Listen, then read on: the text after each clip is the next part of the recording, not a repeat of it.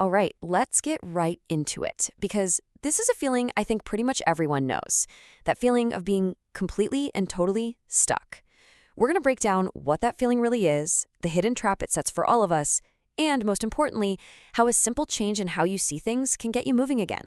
I mean, it is just the most frustrating thing, isn't it?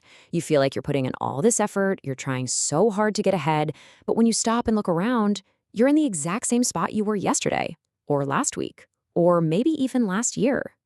And you know what this feels like in real life. You get this burst of energy for a new project, you start it, and then it just fizzles out. You try to build better habits, but you just slide right back into the old ones. It's like you're running full speed into an invisible wall again and again and again. So, what happens when this feeling isn't just, a bad day, but it turns into a whole season of your life? Well, that's when the real struggle kicks in. See, it's not just about not getting the results you want. It's something deeper. It's like an internal erosion. Every single time you try and fail, every unfinished project, it's like it takes a tiny piece of you. And that constant friction just starts to grind down your spirit. And that's when this little thought starts to creep into the back of your mind. At first, it's just a whisper, but it gets louder and louder. You start to think, hey, maybe the problem isn't my plan.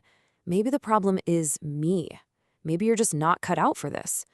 And that thought right there, that is where the real danger is. Because the real issue isn't the tough situation you're in. The real issue, the real trap, is what that situation convinces you to believe about yourself.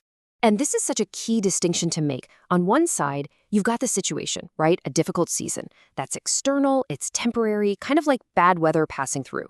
But the real danger is on the other side. You start to doubt your own value. And that's internal. That's a fundamental change in how you see yourself, and it sticks around a lot longer. And this internal damage, it shows up in a lot of ways. You start looking at what everyone else is doing on social media or at work, and you feel hopelessly behind. You start to seriously question if you even have what it takes to succeed. And that confidence you used to have, it just starts to evaporate. This is exactly what happens. You start to shrink. You stop taking up space in your own life. You start to play smaller, you dream smaller, you act smaller. You're just not the same person you were before all this struggle started. And here is how that trap finally snaps shut. An opportunity might actually show up. The path forward might even get a little clearer. But now you hesitate. You overthink everything. You pull back at the exact moment you should be pushing ahead. And this is the absolute heart of the matter. The wall isn't outside of you anymore. It's inside. The trap isn't that you can't move forward. The trap is that you've started to believe you're not the kind of person who can. Your whole identity has shifted. So how in the world do you get out of this?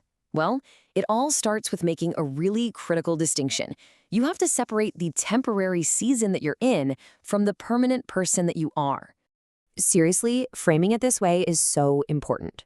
A season, by its very nature, is temporary. It's a chapter in your book. It's not the whole story. Just recognizing that is the first real step to taking your power back. This is not the final word. And there it is. The hard season itself isn't the real problem. You can get through that. The real problem is when you let it tattoo itself onto your identity. You can go through a struggle without believing you are a failure. The whole battle is won or lost right there, in your identity. Okay, so just understanding the trap isn't quite enough to escape it. You have to do something. And that action, it doesn't start with how you feel. It starts with a simple choice. This is such a huge mistake we all make. We think, oh, I'll start when I feel motivated, or I'll do it once I feel more confident.